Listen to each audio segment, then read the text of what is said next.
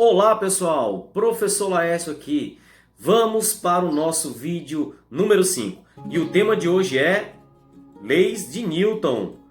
Leis de Newton, gente, tem grande relevância na parte de mecânica. Então aprender leis de Newton, você está seguro, né? Indo muito mais seguro para você fazer a prova do Enem. Então a parte das leis de Newton, gente, compreende o estudo da força, né, e suas aplicações. Então a primeira pergunta que a gente precisa se fazer aqui hoje é: o que é força? Tá? Pessoal, quando você chuta uma bola, você aplica na bola, o seu pé aplica na bola uma força.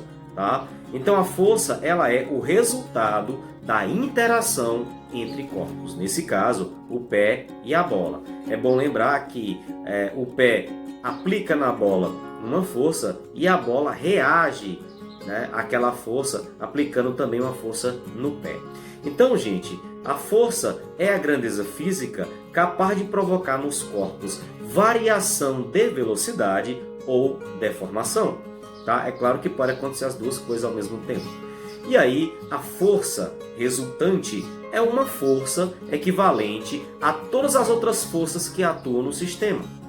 Tá? Então é mais ou menos assim: se você pega duas notas de R$ 5 e troca por uma nota de R$ 10, essa nota de R$ 10 é a força resultante.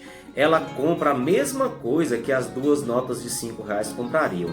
Então a força resultante é uma força que sozinha equivale a todas as outras forças que estão no sistema. Beleza, pessoal? E quem foi que desenvolveu muito o conceito de força, né, e suas aplicações para nós?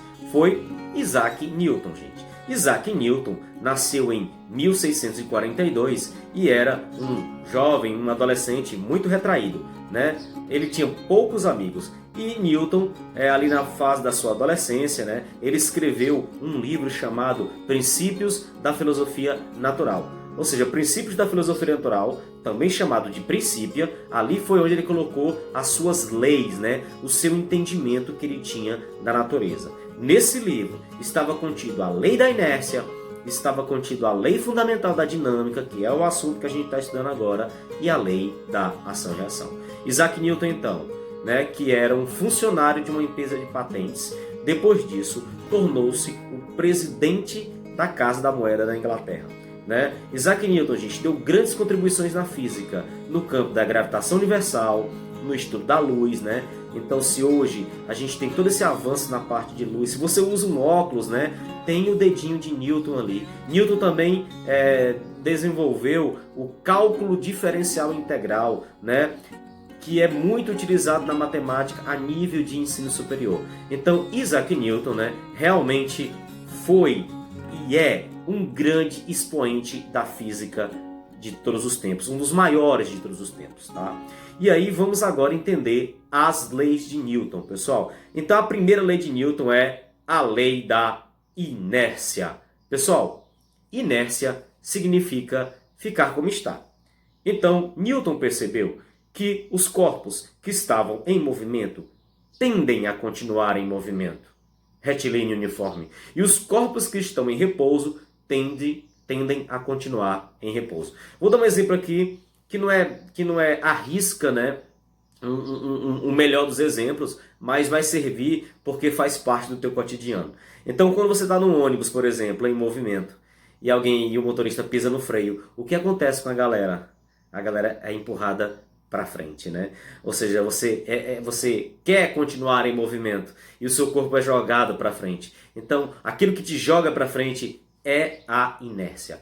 A lei fundamental da dinâmica, gente, que é a segunda lei de Newton, diz que força resultante é igual a massa vezes aceleração. Então, a segunda lei de Newton é uma fórmula que determina, né, que calcula a força resultante. E a terceira lei de Newton é a lei da ação e reação.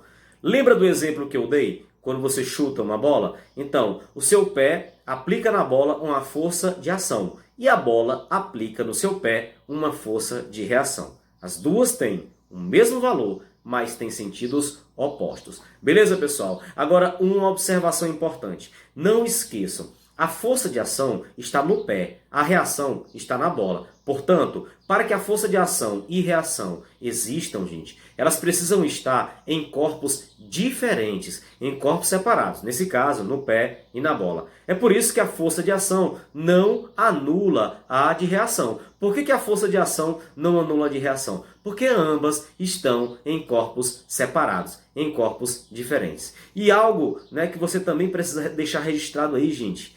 As leis de Newton são válidas apenas para referenciais inerciais. E o que é um referencial inercial?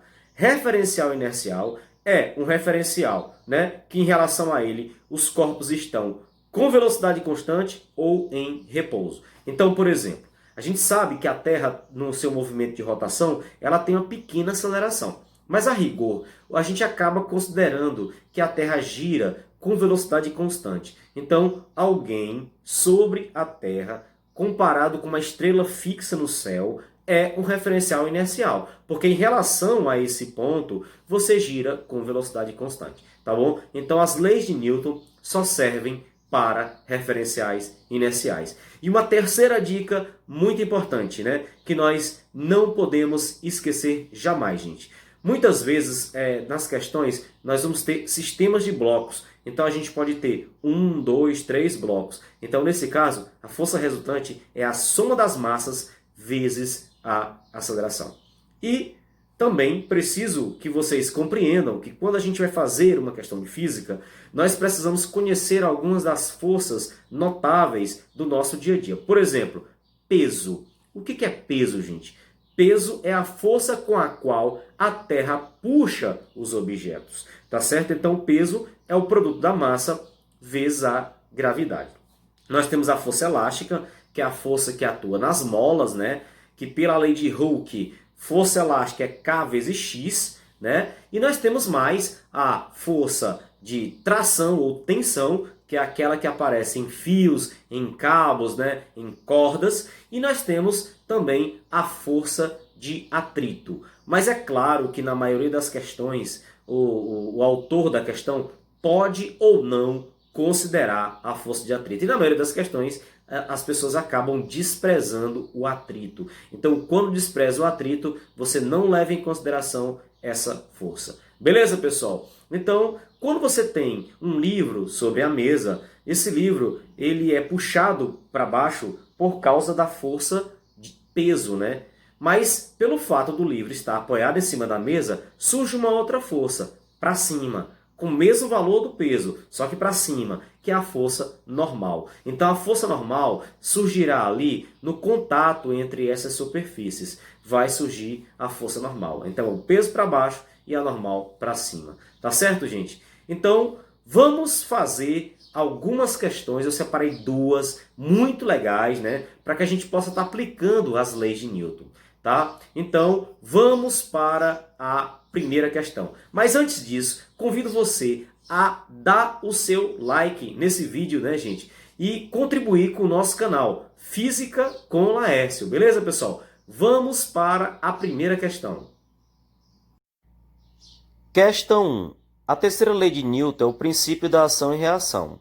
Esse princípio descreve que as forças que participam na interação entre dois corpos. Podemos afirmar que, letra A, duas forças iguais em módulo e em sentidos opostos são forças de ação e reação. Letra B, enquanto a ação está aplicada num dos corpos, a reação está aplicada no outro. Letra C, a ação é maior que a reação. Letra D, a ação e reação estão aplicadas no mesmo corpo. Letra E, a reação em alguns casos pode ser maior que a ação. Vamos começar, gente, analisando de baixo para cima. Não pode ser a letra E, porque a reação jamais pode ser igual à ação. Quando você dá um soco, tá, numa vidraça e a vidraça quebra de uma janela em vários pedaços, a força de ação e reação tem o mesmo valor. Tá certo, gente? Nunca pense que a ação é maior que a reação ou a reação é maior que a ação. Então não pode ser a letra E e nem pode ser a letra C. Não pode ser a letra C. Na letra D, ele diz: ação e reação estão aplicadas no mesmo corpo. Isso fere, tá, o conceito de ação e reação. A força de ação está num corpo e a de reação está no outro. É por isso, gente, que essas forças não se anulam, tá? É por isso que essas forças não se anulam. Então não pode ser a letra D. Analisando a letra A, ele diz assim, ó, duas forças iguais em módulo e em sentidos opostos são forças de ação e reação, tá? A força de ação e de reação tem o mesmo módulo, tem sentidos opostos, mas não é porque eu vi duas forças que têm o mesmo módulo e sentidos opostos que eu vou sair por aí dizendo que elas são ação e reação. Se elas estiverem, por exemplo, no mesmo corpo, elas não vão ser ação e reação. Para ser ação e reação, gente, vamos lá, conceito. Uma força tem que estar num corpo e a outra tem que estar no outro corpo. Ou seja, portanto, ação e reação precisam estar em corpos separados, em corpos diferentes. Tá certo, gente? Então, a resposta da questão 1 é letra B. Muito bem. Enquanto a ação está aplicada num dos corpos, a reação está aplicada no outro, tá certo, gente? Tem que ser forças iguais, mas precisam sentidos opostos, mas precisam estar aplicadas em corpos diferentes. Beleza, pessoal?